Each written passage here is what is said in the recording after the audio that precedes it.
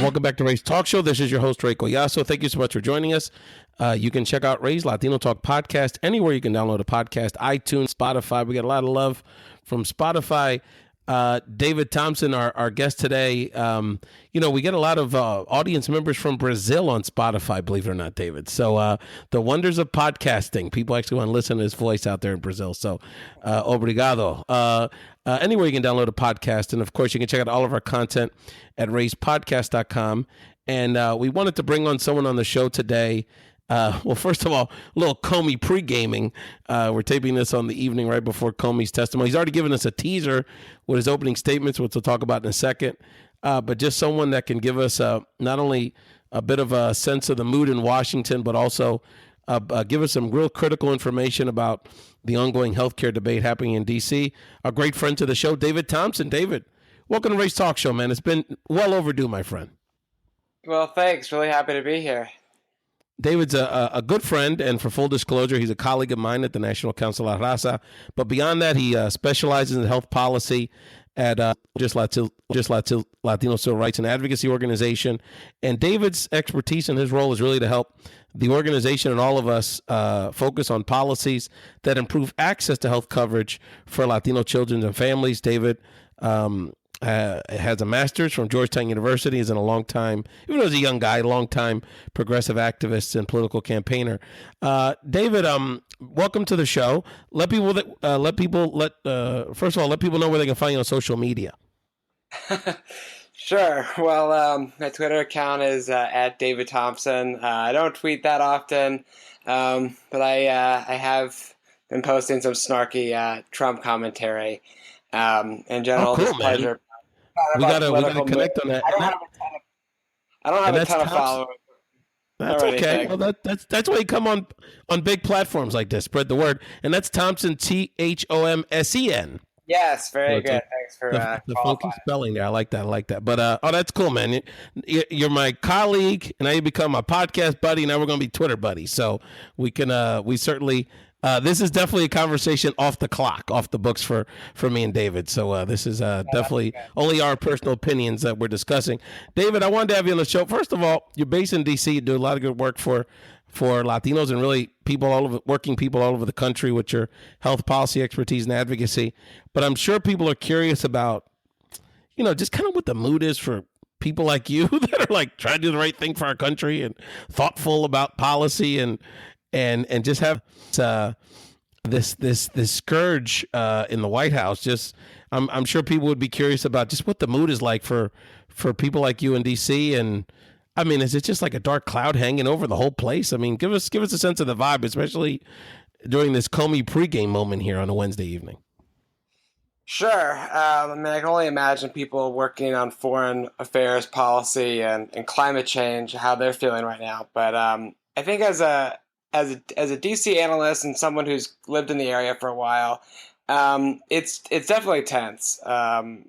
There's really has been no predictability to this administration or to Congress during the Obama years. Not to say that the work was ever easy, but things kind of were somewhat predictable. You kind of know when bills come up for reauthorization. You know what. Members of Congress want to do what with which pieces of legislation. There's kind of a rhythm to things. In this environment, there's absolutely no kind of rhyme or reason. It seems like things can change at the drop of a hat. Bill language drops and Congress votes. And I think for all of us, people who work in policy and advocacy, especially on this side of the aisle, you're kind of always waiting for the other shoe to drop. So it's definitely tense, and you kind of just have to keep your head down and do the best you can. But it's definitely a lot higher anxiety than it was in years past. Yeah, and we don't often talk about in the media, in the mainstream media, doesn't often talk about the legislative process other than the horse trading element of it. But I know, like, between conversations with you and our colleagues and other friends that do policy work in DC, and just other intel that I've been able to get, and then my experience is engaging members of Congress and stuff, is that because of all the drama in the White House and they're just general, not only does it slow down the process of things that, like, besides the sexy stuff that have to be done, like we need budgets and we need like certain things to happen for a government to function, debt ceilings and all those kind of things, is that, they just bogged down in dealing with the drama, but also they get so little direction. So people like us are trying to play defense or trying to react, but I get the sense that even like, Republican House leadership doesn't get much direction from the White House about how things will flow. And I believe I saw that that even Republican members of Congress found out, even people in leadership, people have to confirm this guy, found out the new FBI director nominee from like Twitter, like we all did. So there's just a lack of not only sort of a normal flow of our government process, but just a lot of lack of basic communication. So it's pretty crazy. But and the other thing I want people to share, David, if you have any thoughts on it, is that one of the things which is kind of cool about working and doing this work and being connected with people you in DC is that it's like like athletes are the biggest sports fans. The people that do the work really love it and all of it, and it's just so funny how we'll be on a conference call and then like there'll be breaking news and all of a sudden everyone's like on their phone or freaking out or trying to get in front of a TV. So I can only imagine tomorrow in DC with the Comey hearing is almost going to be like a Thursday afternoon during March Madness. It's kind of weird because it's kind of old hat at this point. The administration drops something on Twitter, or there's a crazy investigation into a senior administrative official, and then there's public outcry, the media goes crazy, you think, okay, this is it, this is the smoking gun, everything's going to be fine, and then it blows over and then we're on to the next crisis. So it's kind of, I don't know what we're going to get from James Comey. Honestly, this political environment it's crazy. It's kind of become like the new normal, and it just kind of follows its own rhythm and pattern, and it's all kind of disconcerting at the same time. Yeah, it'll be interesting to see how you guys.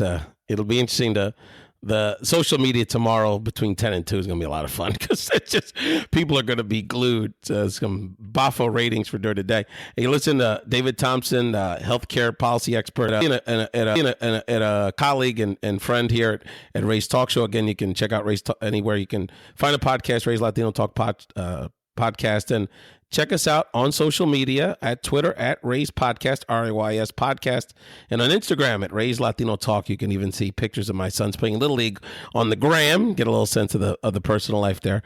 We like to share with people on Ray's Talk Show. So David, you're our health guy here, and I wanted you to start, with this healthcare. We're going to get in a second about kind of where it's at in the Senate process and the things we need to pay attention to over the next few weeks and months. But I wanted you to kind of give some context. I've been badgering and I've called the AHCA bill, affectionately caca, which is doo-doo in my Puerto Rican Spanish, and tried to sort of in my vernacular why this House bill was so bad. And so can you help us? And we're getting into where the Senate's at in a moment. Of course, the bill has just passed the House. And so we now turn to the Senate, but let's just start with explain to people sort of in broad strokes why this initial bill is so bad and so concerning to particularly Latino activists like you and I, David.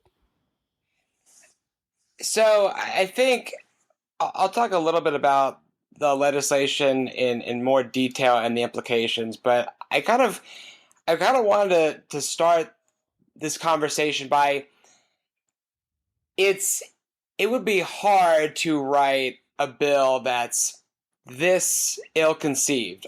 I think the Republicans came into power thinking that they would pass a straight Obamacare or the Affordable Care Act repeal bill, and they would wipe their hands and move on to tax reform or some other issue. I don't think they were prepared to actually write a replace bill. And so once they realized that they were going to have to do it, I think House leadership really scrambled to throw something together that could muster the votes. And I think we've seen that throughout this process. So kind of as someone, as someone with some policy training, it's kind of offensive how haphazardly this bill seems to be thrown together. And I think if you asked Paul Ryan candidly, do you think this bill is a good piece of legislation? I think he would say no. It's not written well. It definitely won't help people access health coverage, and it doesn't make economic sense. It really just doesn't work as a piece of legislation. And the biggest reason for that is it's the worst aspects of the Affordable Care Act, as in, like, if you wanted to design a bizarro Affordable Care Act where you have the mechanisms in place for people to buy coverage, but you really don't actually give people the opportunity to do so, this would be it. And then you throw in almost $1 trillion of Medicaid cuts and kick poor people off of health insurance. That's what you're left with this bill. And it really, in politics, in civics 101 or whatever government class you took, the way that legislation gets written is that, members of Congress have an idea, there's a policy moment, stakeholders are ready, members of Congress put together a bill, it goes to committee, it's marked up, the public has a chance to weigh in, stakeholders discuss it, and it goes through a public committee process, and it's given months, if not years, of time and drafting, and this bill doesn't have that, which is why, for instance, the way that the tax subsidies are designed for folks in the individual market, it's as if they don't want to call it Obamacare, but it essentially is Obamacare, except it doesn't help people who live in Miami, Florida, purchase health insurance, because folks there will get the same subsidies as they do in Las Vegas or in California. So it's really not written well, and I think that even the designers would agree. But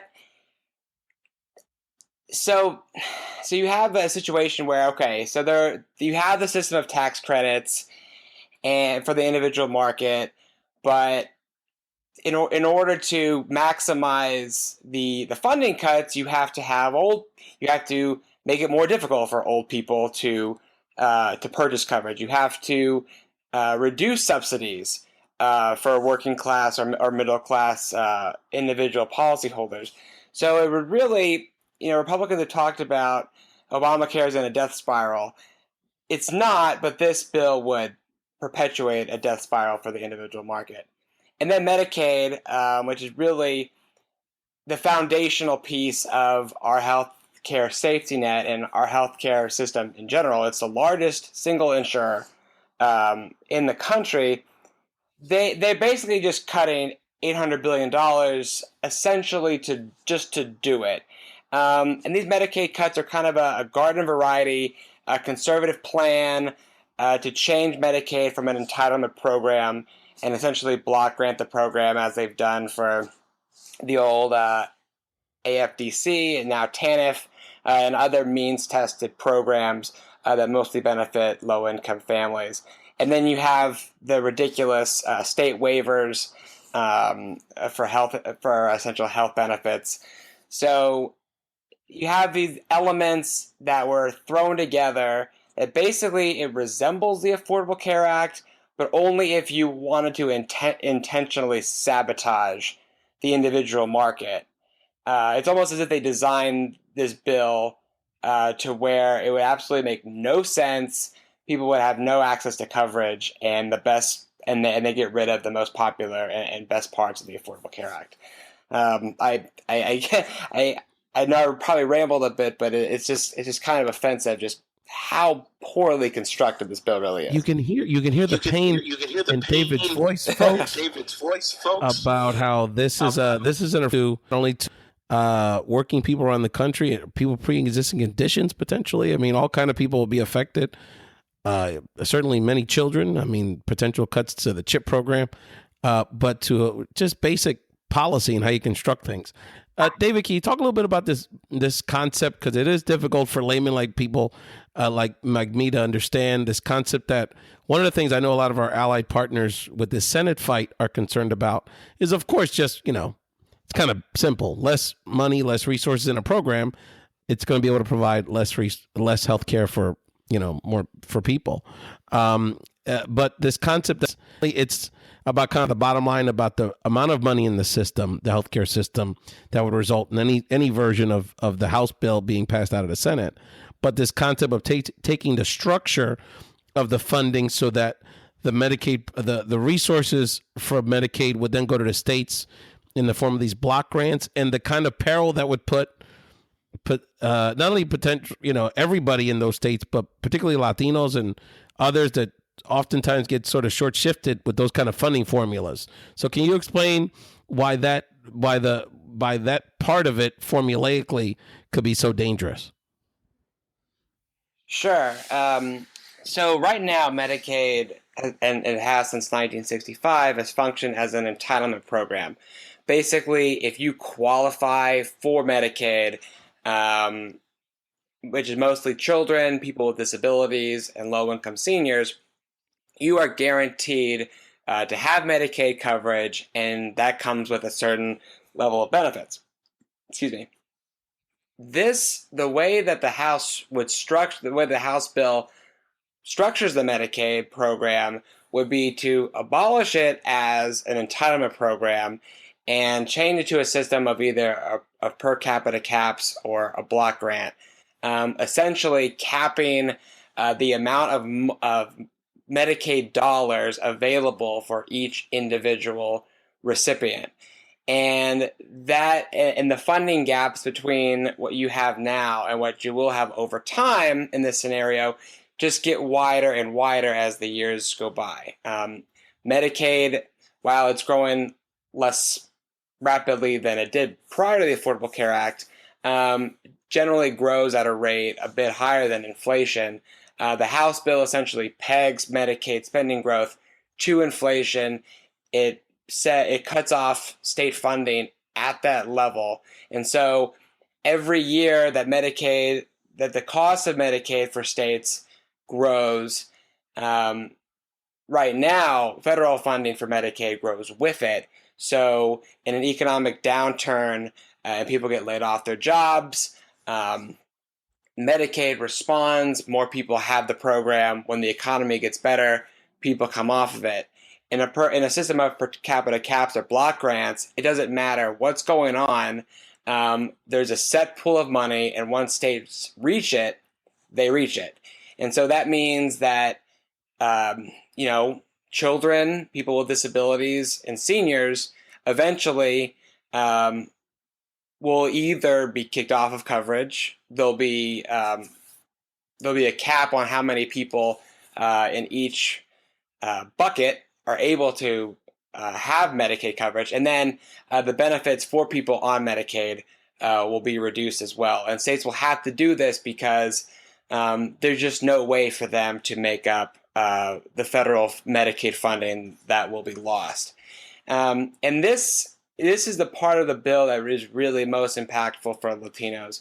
1/3 of the entire Latino population has insurance through Medicaid, and over 50% of Latino children have Medicaid coverage. And so Medicaid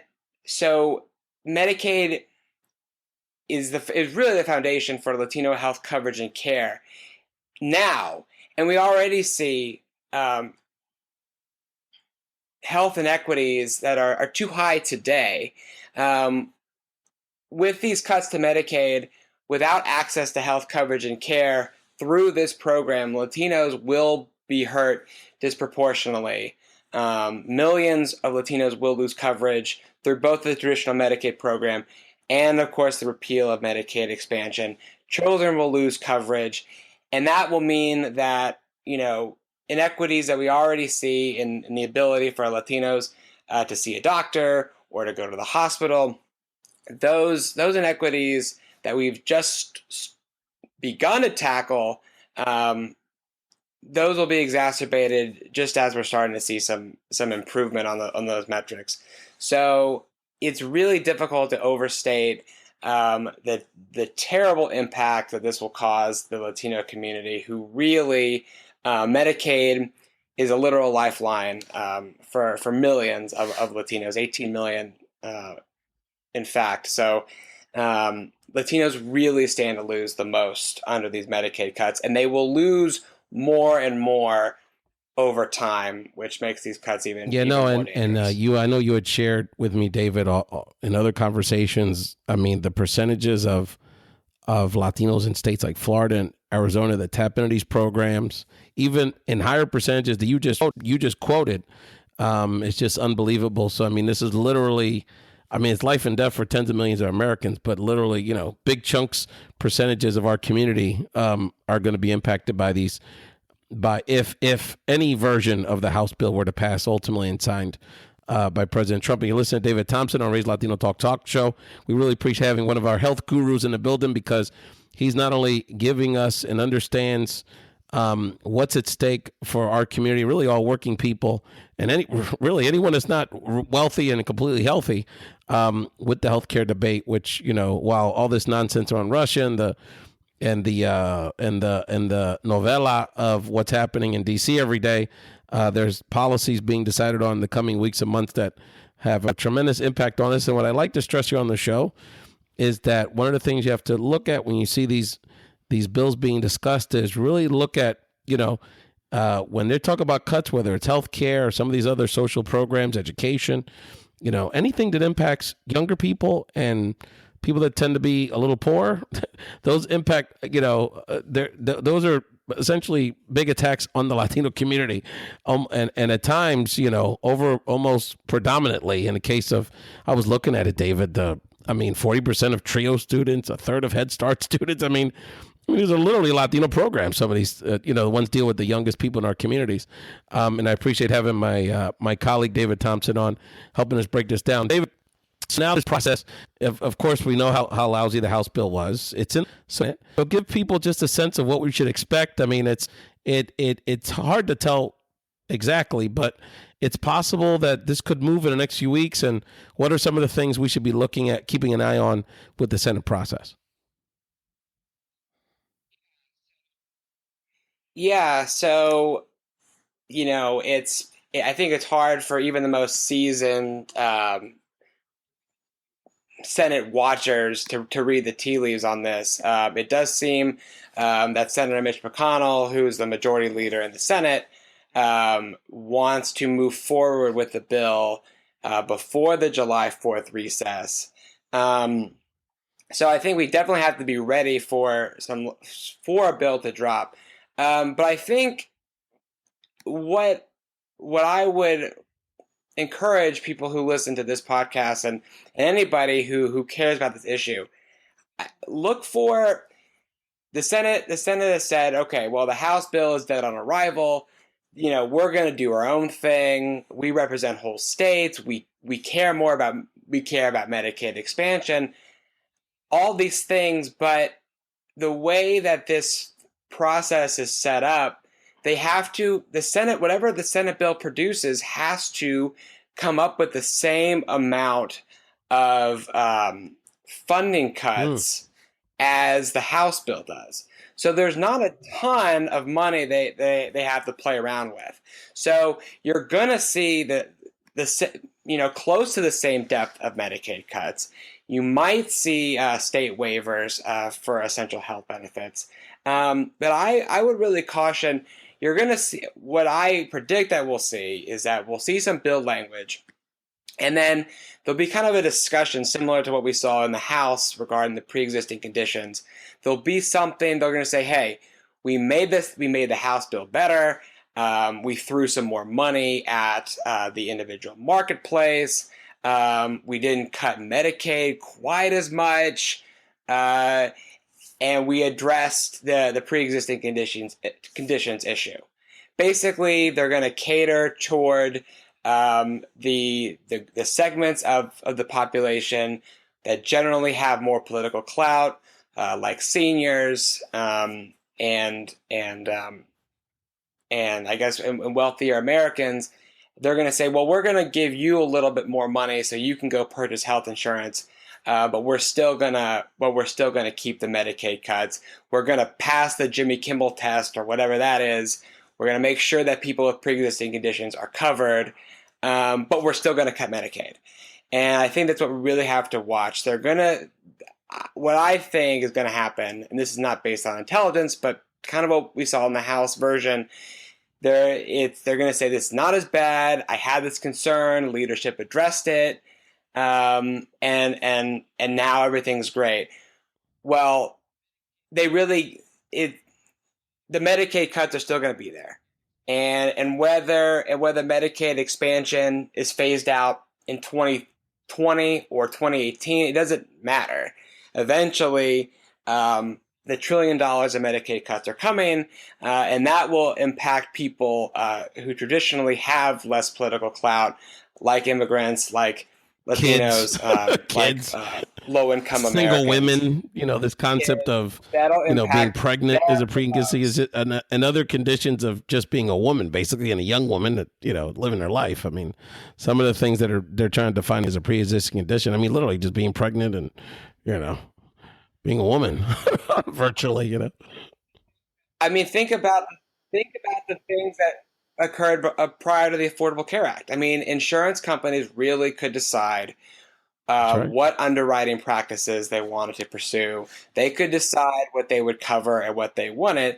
And that's, I guess, another thing that makes the state waivers really worrisome is that you can have basically the House bill and I imagine the Senate bill too will take the power back from the consumers and give it right back to the insurance companies. The Affordable Care Act, for all of its flaws, gave consumers and regular people the power to choose their health coverage and their plan at a rate that works for them.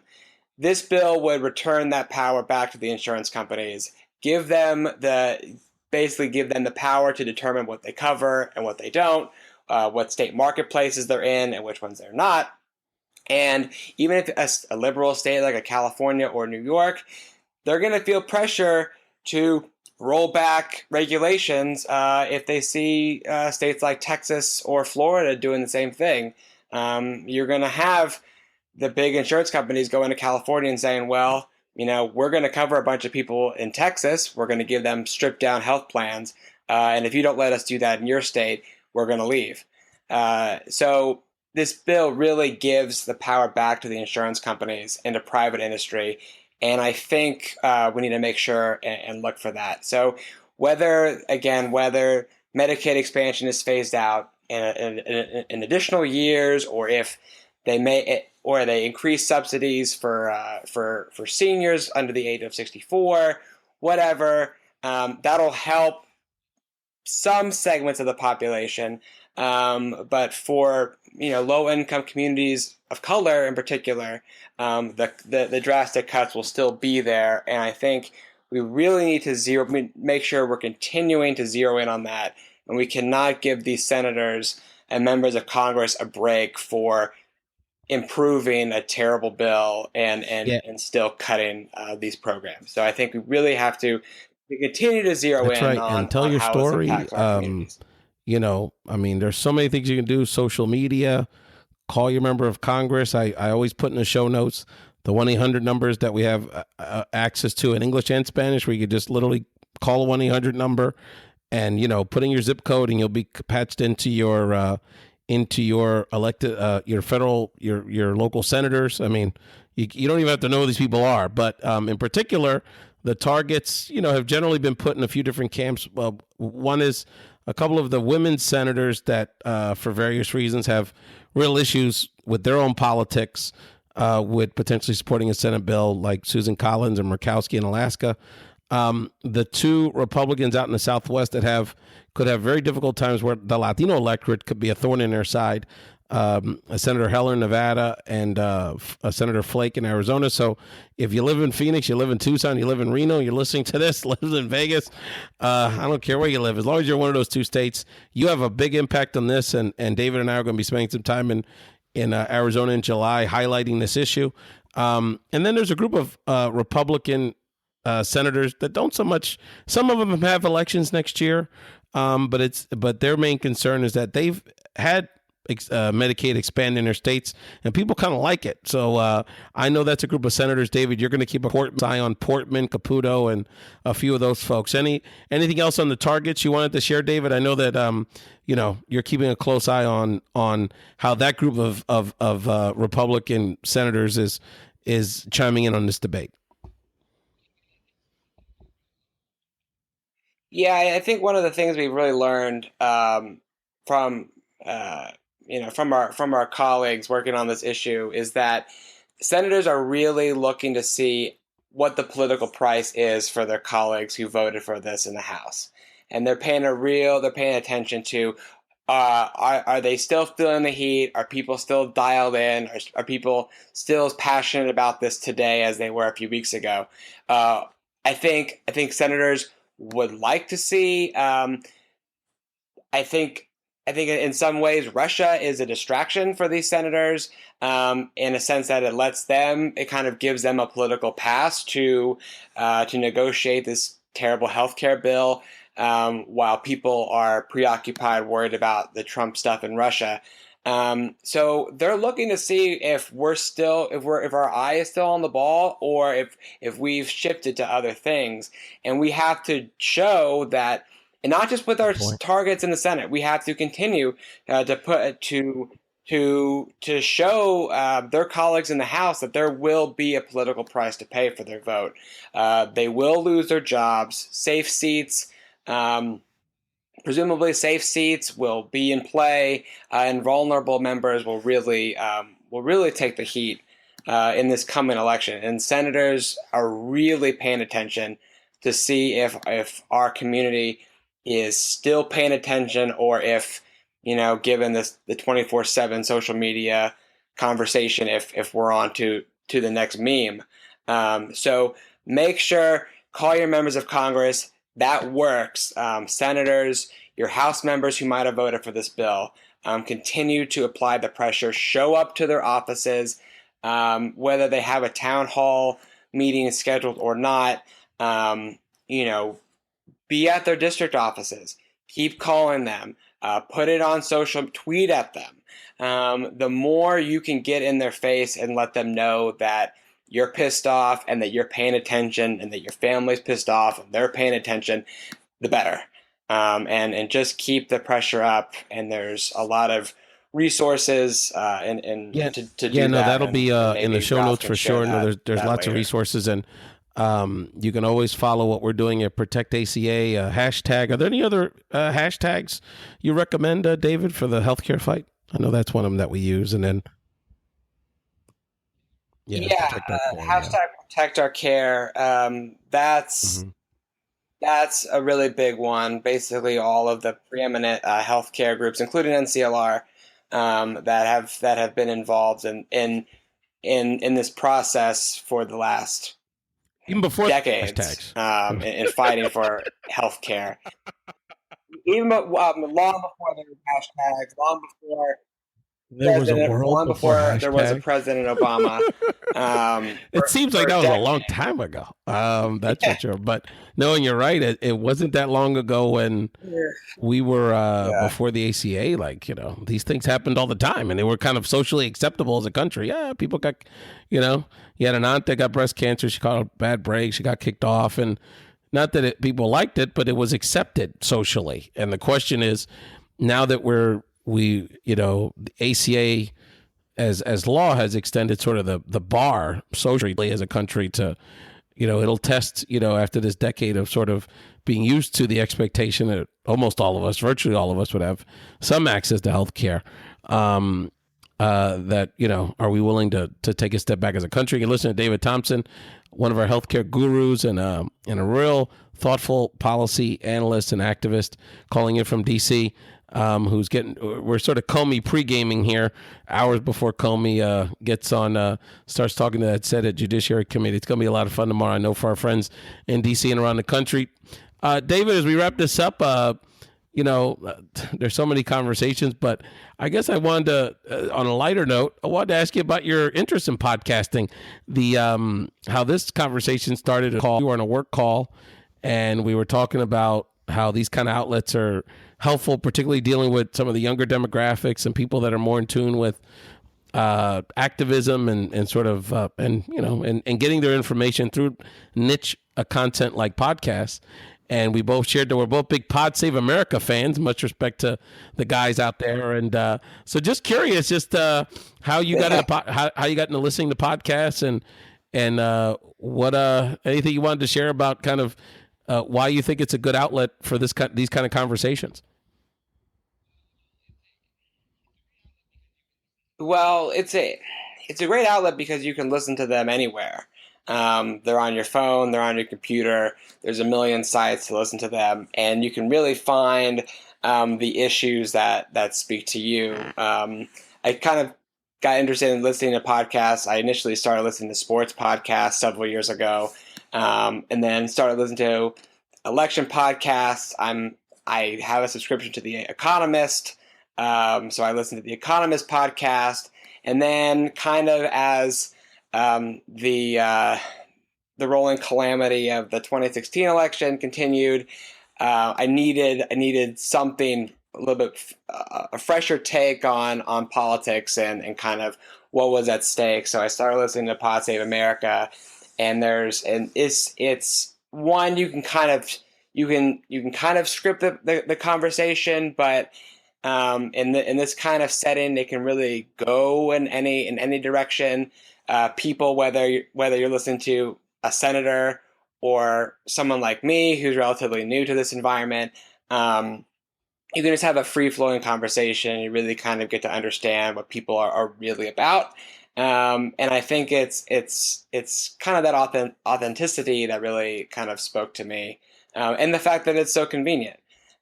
So definitely love Pod Save America. Listen to it all the time. But yeah, there are a lot of great people, and I can't listen to cable news. I just can't. And NPR can be a little too dry. So it's good to listen to people that you agree with, and also valuable to listen to people that you might not, and to get a different perspective. And the great thing about podcasts is that there are a zillion of them. So whatever you want is right there. And this is, truth be told, this is the first time I've ever been on a podcast. Well, you definitely return on this show. There's no doubt about it. And it's interesting, David, that thinking about, and not only am I a broadcaster, a podcast geek on that level of it, doing it and being on podcasts, but really have enjoyed sort of studying and following the growth of the industry. And it's interesting because you just brought it up as an example, and I have a similar story in that, the sports podcast landscape really facilitated some political stuff. So for example, ESPN lured Nate Silver, that's his name, right? From the New York Times to ESPN to start his own 528, his own platform, which, gets into sports as well, but covers, obviously, was heavy politically over the last few years. And, their podcast wing of the work they do is a big part of what they do. And then the Pod Save America guys, which was a group of John Favreau probably be the most prominent, who was the head speechwriter for Obama for many years, and a group of former Obama staffers. They initially started their podcast on Bill Simmons' The Ringer Network, which is a former ESPN guy that's now, who's the biggest independent sports guy. I think started listening to Keep It at 1600 over the summer, I guess about a year ago. And then they split off into their own Crooked Media Network. So it's really interesting how they're intertwined. And it's been interesting because, I don't know if you know this, David, but when I started podcasting again in 2013, the last thing I wanted to do on a personal level was the political stuff, because that's what I do for a living. So I'm like, I wanted to do something escapist. And I did a lot of personal development stuff. And actually, then I got into sports and have a group of guys and gals that, we still keep in touch, and actually did a bunch of, not this show, but I had other shows that we produced that were sports oriented. And one of those guys, I want to give him a shout out, Armando Perez Monte, who's a big blogger and now podcaster out of the New York media market. He's a big sports guy and now does a combo show, sports and politics. And I never knew he was even into politics, but I think Trump just sort of inspired him to get engaged in this. And so he does a great sort of hybrid show now. And we've got a friend, hopefully, Dave, you can meet him while we're in Arizona together, Derek Montilla, who's a big-time sports podcast Arizona that, I don't know if you're into wrestling. He does a baseball show. He's got a general sports, Phoenix sports show. And he's part of a group of guys that have one of the biggest independent wrestling podcasts. So, it's been a great vehicle for me to enjoy two of my passions, sports and politics. And it's been great to kind of connect with people of like mind that sort of fuse the two in terms of interest. It's been interesting with doing this, David, that the biggest thing I get from our DC friend world is when they started hearing the sports stuff, they're like, "You like sports?" I'm like, "Yeah, it's actually, I probably like sports. It's probably unhealthy how much I like sports." But so it's interesting because people get to learn your personality. And it's a way to sort of connect with people, and it's really cool. And obviously, I'm a big podcast person. So, but yeah, much respect to the Pod Save America guys. I'm a loyal listener, and it's an inspiration for people like me that this can grow into a lot of really cool directions for people personally. So, David, let people know again where they can find you on social media, and anything else you'd like to share, either about podcasting or any other thoughts on the healthcare debate or anything going on in Washington you wanted to share with our Ray's Latino Talk Show listeners. I appreciate you having me on and kind of letting me talk. I hope this is valuable for your listeners, and I apologize. I'm new to this, but I enjoyed it, and looking forward to continuing the conversation, and hopefully we're able to defeat this thing in the Senate and protect our health care, because I think that's in the end, I mean, this is what matters to people's lives, and this is what really affects people in their pocketbook and their families and their loved ones. And so that's the most important thing. Palace intrigue, who said what, who's doing this, who's up, who's down. The DC game is fun, and we all play it. But these issues really mean a lot to people, and so I think people need to continue to think about that. That's right. Very well said. Thank you, David Thomsen. Really appreciate it. Last couple of quick things I wanted to note is, if you wanna, as I said on the last show, if you're in the New York, New Jersey area and you want to be part of a semi-private, semi-exclusive, it's not totally exclusive, but we're going to get about 100 people we can fit in the building, but we don't have an unlimited seating. If you want to be a part of an event that we're putting together with Senators Cory Booker and Senators Bob Menendez in Newark, New Jersey in a couple weeks, please email me at podcastraise@gmail.com. That's podcastraise@gmail.com. David, we got people from Delaware going to this event in Newark, by the way. I hope you'd be cool if you'd be able to stop in. It's going to be a lot of fun. And we're going to be out in Phoenix, Arizona in early July. If you want to be part of a meetup we're putting together in Phoenix the weekend of July 7th, you want to connect with me and people like David. If I can pull him away from his book social calendar, we'll definitely hang out. And if you're interested in being part of that little get together, we're going to have a nice event on a Friday evening there in Phoenix. I think it'll probably be about 117 degrees, so it'll be indoors, but we'll have a good time. Email me again at podcastraise@gmail.com, podcastraise@gmail.com. We're going to do some things. And David, you know what I think we need to do is, I think you and I need to work on, I really do want, all jokes aside, I would like to do a live version of this show at a pub or something in DC. And I've got a friend that wants to help me put it together. So we need to figure out just, if you could help me just get a couple of our friends there, and we could do this in person. This becomes a whole different vibe with a couple of brews, So, but we're saving that up for the drinking game that's going to be Comey tomorrow. That's going to be, I know there's already bars opening early in DC for that tomorrow, Oh God. Oh God. No It'll be a doubt. mess, David, but appreciate you, that's brother. kind Thank of you so how much. it goes now. Check out David Thomsen on social media, always providing valuable information. And let me tell you, on a personal level, the more I work with this guy, the more I'm impressed by him. He's very passionate about what he does for people, and he knows his stuff. Thank you, David. We'll be in touch soon. Thanks again. Oh, thanks a lot. Talk to you soon.